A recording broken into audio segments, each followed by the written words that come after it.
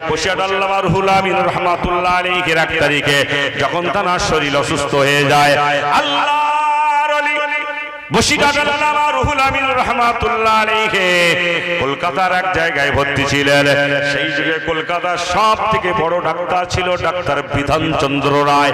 तमाम বিশ্বের ভেতরে একজন নামকরা ডাক্তার ছিল ডাক্তার বিধানচন্দ্র রায়। এই ডাক্তার বিধানচন্দ্র রায়কে খবর দেওয়া হয়েছে বাংলার বিখ্যাত আলেম বসিরহাট আল্লামা রুহুল আমিন রাহমাতুল্লাহ আলাইহি হুজুরের শরীরটা খারাপ, ডাক্তার সাহেব আপনি যেখানেই আছেন জলদি চলে আসেন, আল্লামা রুহুল আমিন রাহমাতুল্লাহ আলাইহি একটু ঔষধপত্র দিতে হবে। ওই সময় বিখ্যাত ডাক্তার, বিশ্ববিখ্যাত ডাক্তার ডক্টর বিধানচন্দ্র রায়, আল্লাহ তাআলাকে জ্ঞান দিয়েছিলেন, হিকমত দিয়েছিলেন, এগুলো খোদাই দেওয়া দান ভাইজান আমার। যেমন লোকমান হাকিম নাম শুনেছেন, এই লোকমান হাকিম যখন তিনি রোগী দেখতেন, কোন রোগীর গায়ে হাত দিয়ে দেখতেন না, কোন রোগীর পায়ে হাত দিয়ে দেখতেন না, দড়ি ধরেই বলে দিতেন এ রোগীর এই রোগ হয়েছে। ওই রকম বসিরহাট আল্লামা রুহুল আমিন রাহমাতুল্লাহ আলাইহিকে যিনি দেখতে এসেছেন ডাক্তার বিধানচন্দ্র রায়, ইনিও বিশ্ববিখ্যাত একজন ডাক্তার ছিলেন। এই ডাক্তার বিধানচন্দ্র রায়ের কাছে একটা রোগী নিয়ে এসেছেন, একটা ছেলেকে নিয়ে এসেছেন। ছেলের মা বাপ বলছে হুজুর এই ছেলেটাকে একটু ভালো করে লক্ষ্য করুন, এই ছেলেটাকে আপনি ভালো করে চিকিৎসা করুন, ছেলেটা দেখতে রোগা, মাথাটা মোটা হয়ে গিয়েছে। ওই সময় ডাক্তার বিধানচন্দ্র রায় ওই সময় ছেলের মা বাপকে ডেকে বলেছিল জলদি তোমরা বাড়িতে চলে যাও, বাড়িতে চলে যে একটা মাটির পাত্র নিয়ে এসো আর একটা ব্যাঙ ধরে নিয়ে এসো। ছেলের মা বাপ বলল, রোগীর মা বাপ বলল ডাক্তার সাহেব আপনি প্রেসক্রিপশন করে দেন, আমরা ওষুধের দোকান থেকে ওষুধ নিয়ে আসি। ডাক্তার বিধানচন্দ্র রায় বলেছিলেন এ রোগীর যে রোগ হয়েছে কোনো প্রেসক্রিপশন করা লাগবে না, আমি ডাক্তার বিধানচন্দ্র রায় যেটা বলছি তোমরা সেটা শোনো, জলদি চলে যাও, মাটির পাত্র নিয়ে এসো আর মাটির পাত্র একটু পানি নিয়ে এসো আর একটা জীবন্ত জ্যান্ত ব্যাঙ ধরে নিয়ে এসো। রোগীর মা বাপ জিজ্ঞাসা করছে ডাক্তার বাবু একটু বলবেন এই ছেলেটার কি হয়েছে? বলে তোমার ছেলে কি হয় একবার বলো। ছেলের মা বাপ তখন বলছে ডাক্তার সাহেব এই ছেলেটা মাঝে মাঝে ভালো থাকে, মাঝে মাঝে পাগলামো শুরু করে দেয়। ডাক্তার বিধানচন্দ্র রায়কে আল্লাহ একটু হিকমত দিয়েছিলেন, ক্ষমতা দিয়েছিলেন।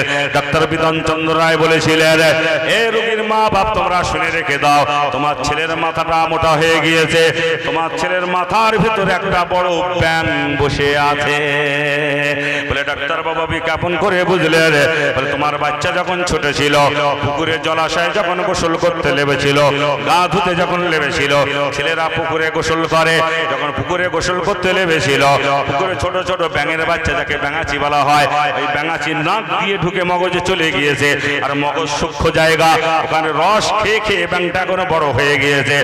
ভিনু হচ্ছে মগজ হচ্ছে সূক্ষ্ম জায়গা, যখন ব্যাঙটা নড়াচড়া করে তোমার ছেলের ব্রেন খারাপ হয়ে যায়, ও তখন ছটফট করতে থাকে, মাথাটা খারাপ হয়ে যায়, বাপরে গেছি মারে গেছি বলে চিল্লাতে থাকে। আর ওই ব্যাঙটাকে যদি আমি এখন না বার করতে পারি রোগীটা ডেথ হয়ে যাবে। রোগীর মা বাপ বলল ডাক্তার সাহেব আপনি প্রেসক্রিপশন করুন, ওষুধ লিখুন।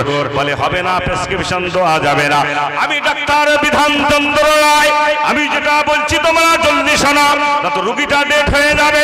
জলদি বাড়িতে চলে যা, একটা জীবন্ত ব্যাঙ ধরে নিয়ে এসো, একটা মাটির পাত্র নিয়ে এসো, তাতে একটু পানি নিয়ে এসো। ডাক্তার বিধানচন্দ্র রায় যাই বললেন, ছেলেটার মা বাপ জলদি বাড়ি চলে গেল, একটা মাটির পাত্রে পানি নিয়ে এলো আর একটা জ্যান্ত জীবন্ত ব্যাঙ ধরে নিয়ে এলো। ডাক্তার বিধানচন্দ্র রায় যন্ত্র দিয়ে ছেলেটাকে যেই মাথার খুলিটা আগলা করেছেন, দেখছেন একটা ব্যাঙ বসে আছে। ডাক্তার বিধানচন্দ্র রায় বললেন আমি যদি এখন যন্ত্র দিয়ে জ্যান্ত ব্যাঙটাকে যদি ধরতে যাই আর ও জীবনের ভয়ে ও বাঁচার জন্য ছটফট শুরু করে দেবে, ও যদি লাফালাফি শুরু করে যায় মগজ সূক্ষ্ম জায়গা, ছেলেটার সঙ্গে সঙ্গে ডেথ হয়ে যাবে।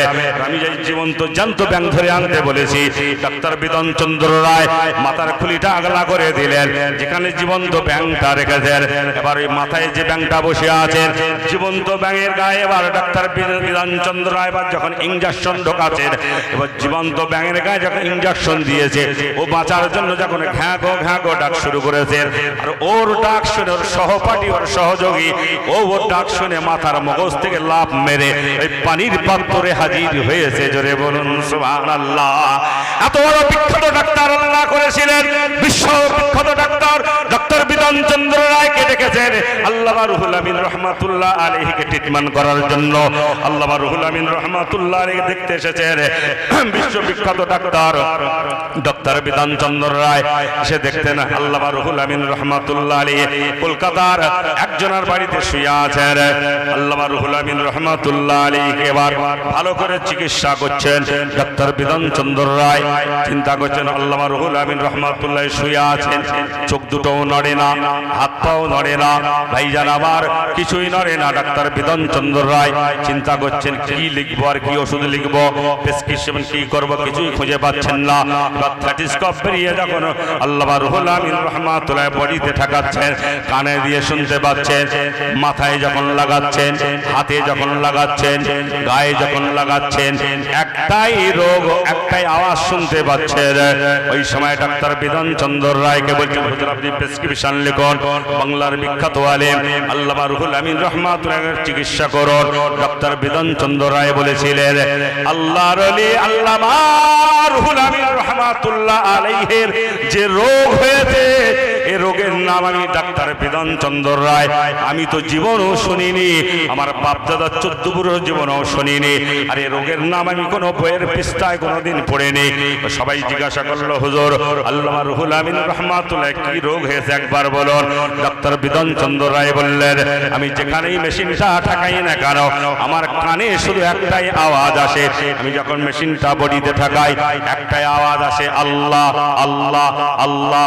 হাতে ঠাকে আল্লাহ, মাথায় ঠাকাই আল্লাহ, পায়ে ঠাকাই আল্লাহ, বুকে ঠাকাই আল্লাহ, পিঠে ঠাকাই আল্লাহ, যেখানেই মেশিনটা ঠাকাই না কেন একটাই আওয়াজ আমি ডাক্তার বিধান চন্দ্র রায় শুনতে পাই আল্লাহ আল্লাহ আল্লাহ। এই জিকির জারি হয়ে গিয়েছে আল্লামা রুহুল আমিন রহমাতুল্লাহর বডি থেকে। যারা আল্লাহর হয়ে যায় আল্লাহ তাদের হয়ে যায়। তাই আল্লাহর নবী বলেছেন মান কানা লিল্লাহি কানা আল্লাহু লাহু, যে বান্দা আল্লাহর হয়ে যায় আমি আল্লাহ তার হয়ে যাই। জোরে বলুন সুবহানাল্লাহ।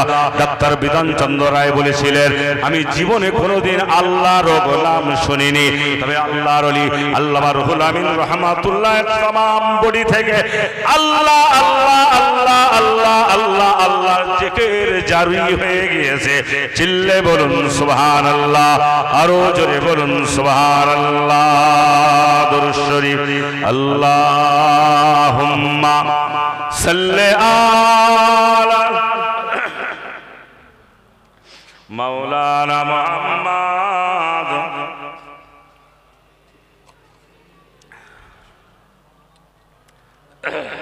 কত বড় আল্লাহর ওলি ছিলেন আল্লামা রুহুল আমিন রহমাতুল্লাহ। ঘটনা যদি বলি না রাত শেষ হয়ে যাবে, কথা বুঝলাম। এত বড় আলেম আল্লাহ তাআলাকে করেছিলেন, আমাদের ঘরের শেষের ধারে শুয়ে আছে। কথা ঠিক বলছি না বলবো? হ্যাঁ, কত সম্মান ইজ্জত আল্লাহ দিয়েছিলেন। আল্লাহর ওলি বসিরহাট আল্লামা রুহুল আমিন রহমাতুল্লাহ আলাইহিকে নিয়ে হজ করতে গিয়েছিলেন মুসাদ্দিদুজ্জামান দাদা পীর রহমাতুল্লাহ আলাইহি। দাদা পীরের কলিজার টুকরা ছিলেন মেজো হুজুর পীর কেবলা রহমাতুল্লাহ আলাইহি, যার নাম আবু জাফর সিদ্দিকী মাদ্দাদাল্লাহু আলাইহি। ভাইজান আমার, আমি মেজো হুজুরের দরবারে মানুষ, আপনারা সকলেই জানেন আল্লাহর ওলি মেজো হুজুর রহমাতুল্লাহ আলাইহির যখন রক্তের তেজ ছিল উনি বিভিন্ন জায়গায় ওয়াজ নসিহত করতে যেতেন। বিভিন্ন জায়গায় পশ্চিম বাংলার হাওড়া, হুগলি, মালদা, মুর্শিদাবাদ, বীরভূম, বাঁকুড়া, পুরুলিয়া, হাওড়া, হুগলি, বিভিন্ন জেলায়, বাংলাদেশে খুলনা, পাবনা, বরিশাল, ঢাকা, সিলেট, রংপুর, বিভিন্ন জায়গায় ওয়াজ নসিহত করতে যেতেন। আপনাদের খাস ও বদৌলতে আমি অদম বাংলাদেশে 4 বছর আমি যাচ্ছি। ভাইজান আমার, বাংলাদেশে গিয়ে আল্লাহ অনেক কিছু দেখিয়েছেন। বাংলাদেশে এক একটা মাহফিলে লক্ষ লক্ষ মানুষ হয়ে থাকে। আমার যত ভিডিও জলসা আপনি দেখতে পাবেন, প্রত্যেক ভিডিও জলসায় আপনি দেখবেন বাংলাদেশের নাম্বার দেওয়া আছে। আমি অধম আল্লাহ পাক আমাকে 4 বছর নিয়ে যাচ্ছেন আপনাদের নেক ও খাস বদৌলতে।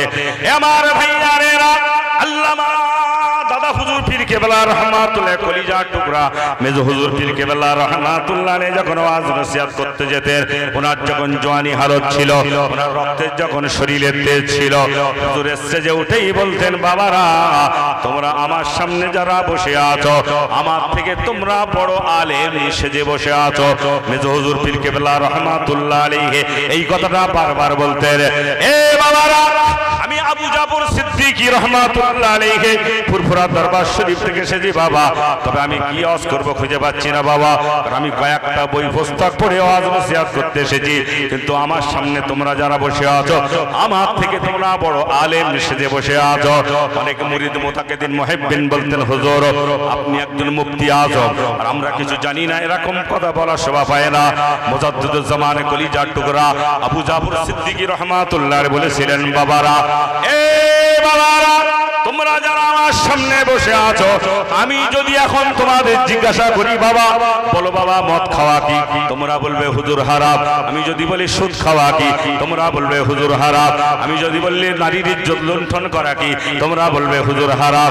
আমি যদি বললি নামাজ না পড়লে কি হয়, তোমরা বললে আল্লাহ জাহান্নামে যেতে হবে। আমি যদি বলি রমজানে রোজা না রাখলে কি হয়, তোমরা বললে আল্লাহ জাহান্নামের আগুনে দগ্ধীভূত হতে হবে।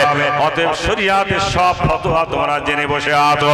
সেই ছোট্টবেলা থেকে নিয়ে বৃদ্ধ বয়স পর্যন্ত বিভিন্ন জায়গায় স্টেজে বড় বড় আলেমের ওয়াজ শুনে শুনে শুনে শুনে তোমরাও এখন সব বড় আলেম হয়ে গিয়েছো। জোরে বলুন সুবহানাল্লাহ। ওয়াজ করেছিলেন দাদা হুজুর পীর কেবলা রাহমাতুল্লাহ আলাইহি, এক ওয়াজে কাজ হয়ে গিয়েছে। ওয়াজ করেছিলেন বসিরহাট আল্লামা রুহুল আমিন রাহমাতুল্লাহ আলাইহি, এক ওয়াজে কাজ হয়ে গিয়েছে। ওয়াজ করেছিলেন মালদা জেলার কালিয়াচকে ঘুমিয়ে আছেন হযরতে সিরাজ আকি রাহমাতুল্লাহ আলাইহি, এক ওয়াজে কাজ হয়ে গিয়েছে। ওয়াজ করেছিলেন গরিবী নওয়াজ খাজা বাবা মুঈনুদ্দিন চিশতি আজমিরি রাহমাতুল্লাহ আলাইহি, এক ওয়াজে কাজ হয়ে গিয়েছে। ওয়াজ করেছিলেন গাউসুল আজম প্রাণবীর দস্তরে বড় পীর আব্দুল কাদের জিলানী রাহমাতুল্লাহ আলাইহি, ওনাদের ওয়াজ শুনে মানুষ কেঁদে জারে জার হয়ে যেত, ওয়াজ শুনে মানুষ হেদায়েত হয়ে যেত। আর আজকের ওয়াজ নসিহত পড়ায় হচ্ছে মানুষ আর হেদায়েত হয় না। তার কারণ হচ্ছে আমরা মৌলবীরা বক্তারা আমরা যেমন হারাম হালাল খেয়ে খেয়ে খেয়ে খেয়ে আমাদের যেমন গলা চেপে গিয়েছে, শ্রোতারাও এরকম হারাম হালাল খেয়ে খেয়ে এদেরও শুনে শুনে কান তালা লাগা হয়ে গিয়েছে। আজকের আর ওয়াজ নসিহতে কাজ হয় না। বক্তারাও যেমন হারাম হালাল বাসেরা, মদখোরের বাড়ি, সুদখোরের বাড়ি, ঘুষখোরের বাড়ি, জেনাখোরের বাড়ি, তারিখোরের বাড়ি, দোঠালার বাড়ি, আলঠালার বাড়ি, এরাও যেমন হারাম হালাল খেয়ে খেয়ে বক্তাদেরও যেমন গলা চেপে গিয়েছে, শ্রোতারাও এরকম হারাম হালাল খেয়ে খেয়ে এদেরও শুনে শুনে কান তালা লাগা হয়ে গিয়েছে। আজকের আর ওয়াজ নসিহতে কাজ হচ্ছে না। বসিরহাট আল্লামা ওয়াজ করেছিলেন, এক ওয়াজে মানুষ হেদায়েত হয়ে গিয়েছেন। চিল্লে বলুন সুবহানাল্লাহ, আরো জোরে বলুন সুবহানাল্লাহ। দুরূদ শরীফ আল্লাহুম্মা সাল্লি আলা ওয়ালা আলে সাইয়্যিদিনা মাওলানা মুহাম্মদ। কুল আলমের খাজানা যারে শুফে দিয়েছে, জান্নাত রানী মা আমিনা লুপে নিয়েছে। কুল আলমের খাজানা যারে শুফে দিয়েছে, জান্নাত রানী মা আমিনা লুপে নিয়েছে। আকাশে বাতাসে চন্দ্র সূর্য আর গ্রহ তারা দয়ার নবীর পাশে ওগো দিচ্ছে পাহারা। আকাশে বাতাসে চন্দ্র সূর্য আর গ্রহ তারা দয়ার নবীর পাশে ওগো দিচ্ছে পাহারা। ওগো ইশকে রসূলেতে যে জন, ওগো ইশকে রসূলেতে যে জন ডুবতে পেরেছে, জান্নাত দাখিল মোমেন সে তো হতে পেরেছে।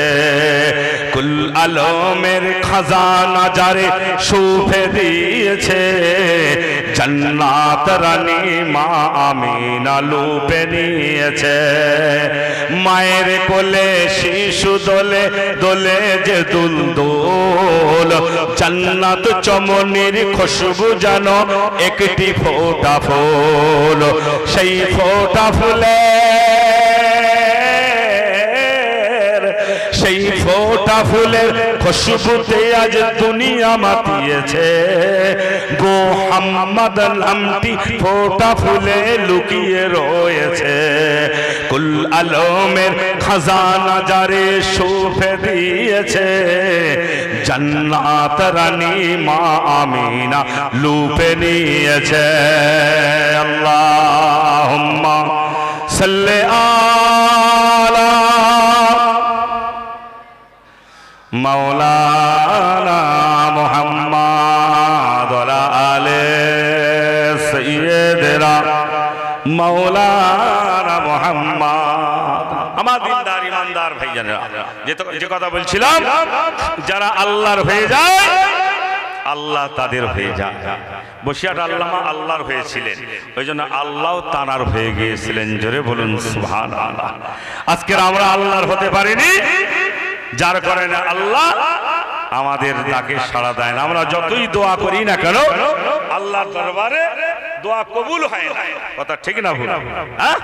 কিন্তু আল্লামা রুহুল আমিন রহমাতুল্লাহের ঘটনা বলতে গেলে রাত শেষ হয়ে যাবে, জানেন? আমার মহাশয় ভাই এসে গেছে, বুঝতে পেরেছেন তো ভাই? যান বসিরহাট আল্লামা রুহুল আমিন রহমাতুল্লাহ আলাইহি আল্লাহ কত বড় ক্ষমতা দিয়েছিলেন। একটা ছোট্ট ঘটনা বলি, আমি শেষ করব। মহাশয়কে 5 মিনিট টাইম চেয়ে নিচ্ছি আমি, আপনারা শুনবেন না লেবে যাবেন। আল্লামা রুহুল আমিন রহমাতুল্লাহ আলাইহিকে নিয়ে হজ করতে গিয়েছে কে?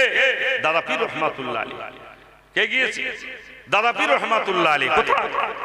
মক্কা শরীফে গিয়েছে, হজ করতে গিয়েছে। দুজন সঙ্গে আছেন। কে? দাদা পীর রহমাতুল্লাহ বড় সাহেব দাদা, যার নাম আব্দুল হাই সিদ্দিকী, অর্থাৎ বড় হুজুর পীর কেবলা রহমাতুল্লাহ আলাইহি। আর বসিরহাট আল্লামাকে নিয়ে গিয়েছে, তা নিয়ে গিয়েছেন হজ করতে গিয়েছেন।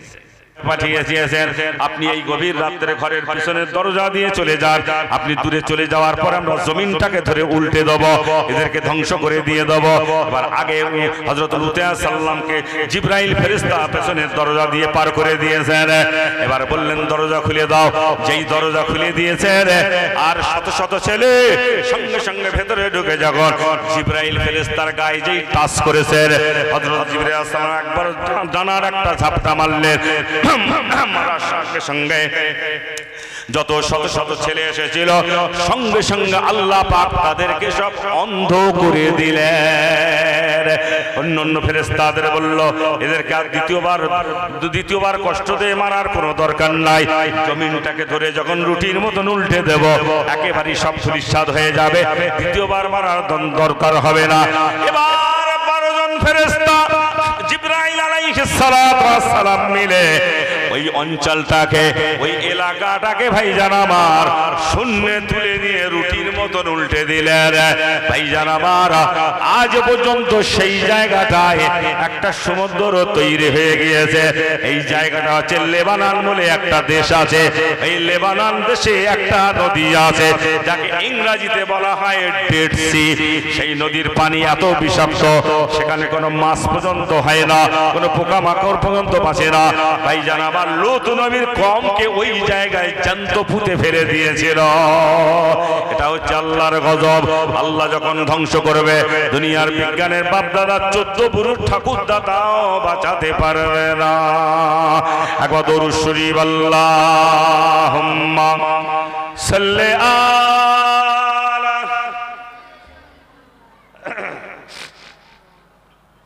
ওয়ালা আলে সাইয়্যিদিনা।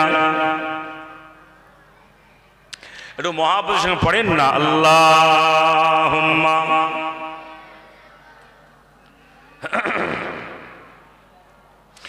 ওয়ালা আলে সাইয়্যিদিনা। আল্লাহ যখন মারবে পৃথিবীর কেউ বাঁচাতে পারবে না।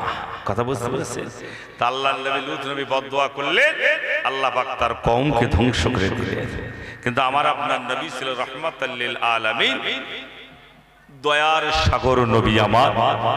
আমার নবী রক্ত ঝরিয়েছে, দাঁত ভেঙে দিয়েছে, পাথর মেরেছে, তথাপি আল্লাহর নবী আমার কোনোদিন বদদুয়া করেন নাই। জোরে বলুন সুবহানাল্লাহ। কোরআন বলছে ওমা আরসালনাকা ইল্লা রাহমাতাল লিল আলামিন। জোরে বলুন সুবহানাল্লাহ। দরুদ শরীফ আল্লাহুম্মা সাল্লি আলা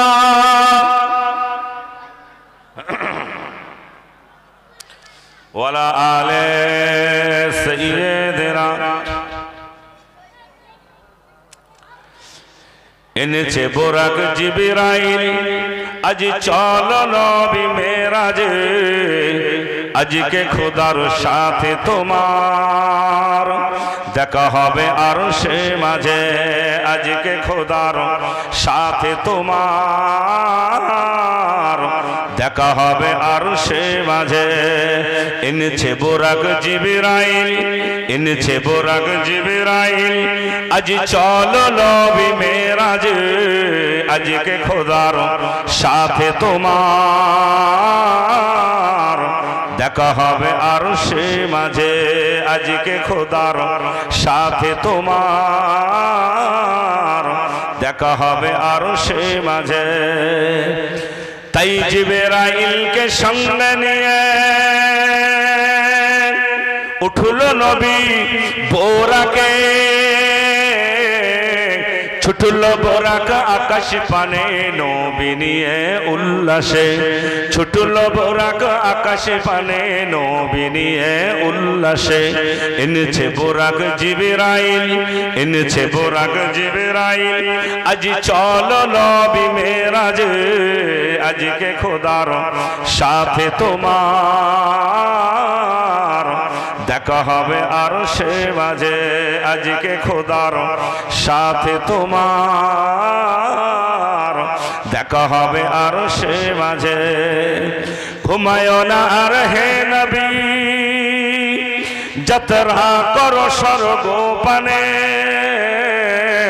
দুনিয়া গড়া রহস্য আজ জানবে তুমি খোদার শানে দুনিয়া গড়া রহস্য আজ জানবে তুমি খোদার শানে এনেছে বোরাক জিবরাইল এনেছে বোরাক জিবরাইল আজ চলো নবী মেরাজে আজকে খোদার সাথে তোমার দেখা হবে আরশে মাঝে আজকে খোদার সাথে তোমার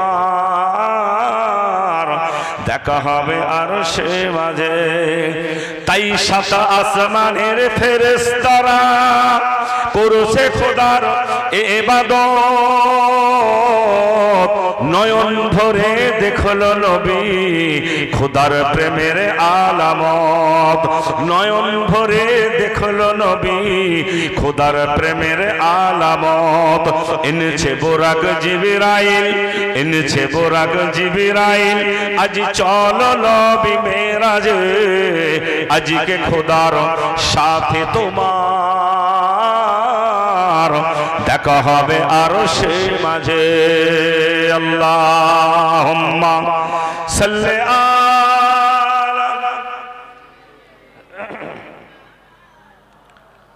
ওয়ালা আলে সাইয়্যিদিনা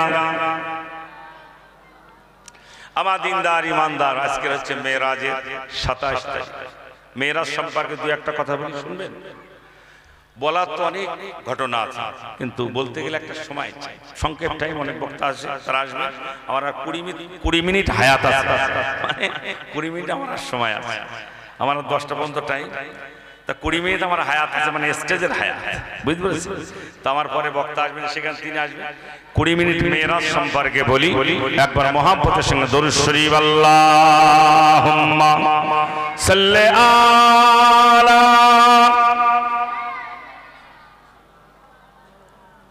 ওয়ালা আলে সাইয়্যিদিনা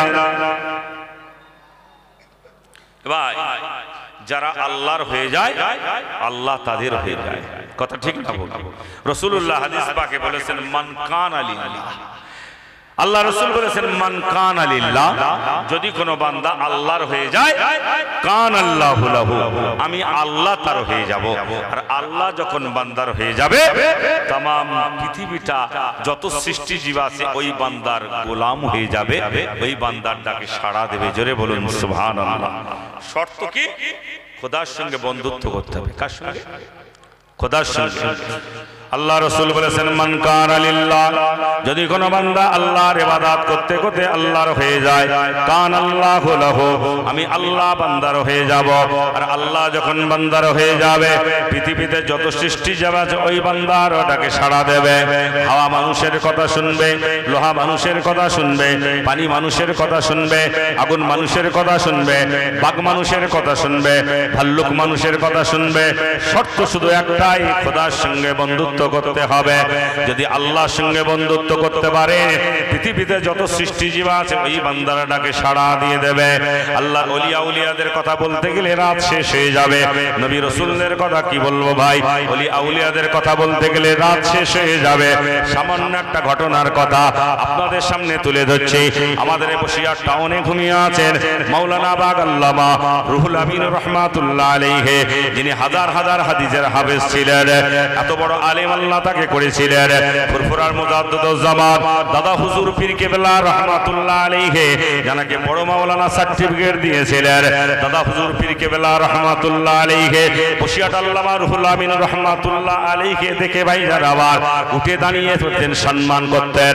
বসিরহাট আল্লামা রুহুল আমিন রহমাতুল্লাহ আলাইহি বলেছিলেন, হুজুর আপনি আমার পীর মুর্শিদ, আপনি আমার ওস্তাদ, আমি আপনার ছাত্র, হুজুর আপনি আমাকে দেখে কেন উঠে দাঁড়ান?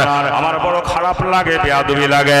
আল্লাহর ওলি মুজাদ্দিদুজ জামান পীর দাদা হুজুর কেবলা রহমাতুল্লাহ বলেছিলেন, বাবা রুহুল আমিন, এ বাবা রুহুল আমিন, আমি তোমাকে দেখে দাঁড়াই না বাবা, আল্লাহ পাক তোমাকে যে ইলম দিয়েছে বাবা, তোমার ভিতরে যে কোরআন হাদিস জ্ঞান আল্লাহ দিয়েছে, সেই কোরআন হাদিসের সম্মানে আমি আবু বকর দাদা পীর উঠে দাঁড়াই। জোরে বলুন সুবহানাল্লাহ। বসিরহাট আল্লামা রুহুল আমিন রহমাতুল্লাহ আলাইহি মুজাদ্দিদুজ জামান দাদা পীর রহমাতুল্লাহ দরবারে যখন যেতেন, জুতো দুখানা হাতে করে নিয়ে যেতেন, ফুরফুরার জমিনে জুতা পায়ে দিয়ে বেড়াতেন না। বসিরহাট আল্লামা রুহুল আমিন রহমাতুল্লাহ আলাইহি সঙ্গে করে নিয়ে ভাই যারা আবার অনেক কথা বলতে গেলে রাত শেষ হয়ে যাবে। বসিরহাট কালমা লা ইলাহা ইল্লাল্লাহ, লা ইলাহা ইল্লাল্লাহ, লা ইলাহা ইল্লাল্লাহ মহামূল্য সুসময় অকারণে কেন যায়, মহামূল্য সুসময় অকারণে কেন যায়, পড়ো পড়ো সর্বদাই যে লা ইলাহা ইল্লাল্লাহ, লা ইলাহা ইল্লাল্লাহ, লা ইলাহা ইল্লাল্লাহ মুহাম্মাদুর রাসূলুল্লাহ। দুরূদ শরীফ আল্লাহুম্মা সাল্লি আলা ধাগা দিয়া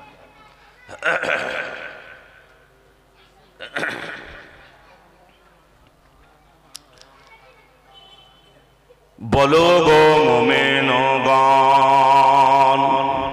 থাকিতে জীবন ধন, বলো গো মুমিনগণ, থাকিতে জীবন ধন, পড়ো পড়ো সর্বক্ষণ যে লা ইলাহা ইল্লাল্লাহ, লা ইলাহা ইল্লাল্লাহ, লা ইলাহা ইল্লাল্লাহ মুহাম্মাদুর রাসূলুল্লাহ।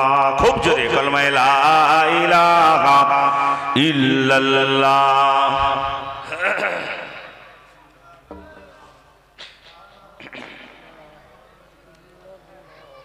মুহাম্মাদুর রাসূলুল্লাহ।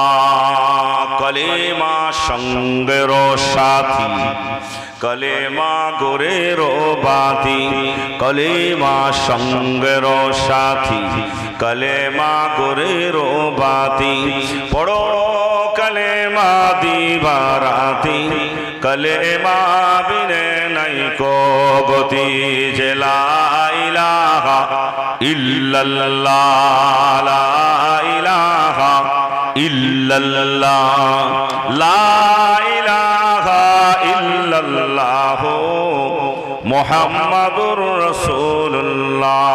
খুব জোরে কলমা লা ইলাহা ইল্লাল্লাহ, লা ইলাহা ইল্লাল্লাহ মুহাম্মাদুর রাসূলুল্লাহ। আসমানের মালিক যে আল্লাহ, জমিনের মালিক সেই আল্লাহ। আসমানের মালিক যে আল্লাহ, জমিনের মালিক সেই আল্লাহ। হায়াতের মালিক যে আল্লাহ, মৌতের মালিক সেই আল্লাহ। বলো লা ইলাহা ইল্লাল্লাহ, লা ইলাহা ইল্লাল্লাহ, লা ইলাহা ইল্লাল্লাহ মুহাম্মাদুর রাসূলুল্লাহ। হাসবি রব্বি জাল্লাল্লাহ, মা ফি কলবি গায়রুল্লাহ, নূর মুহাম্মদ সাল্লাল্লাহ, লা ইলাহা ইল্লাল্লাহ, লা ইলাহা ইল্লাল্লাহ, লা ইলাহা ইল্লাল্লাহ মুহাম্মাদুর রাসূলুল্লাহ। মুহাব্বতে দরুদ শরীফ আল্লাহুম্মা সাল্লি আলা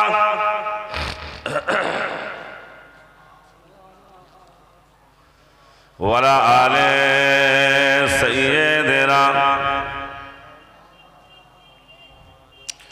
وقال الله تعالى في كلامه المجيد والفرقان الحميد إنما يخشى الله من عباده العلماء.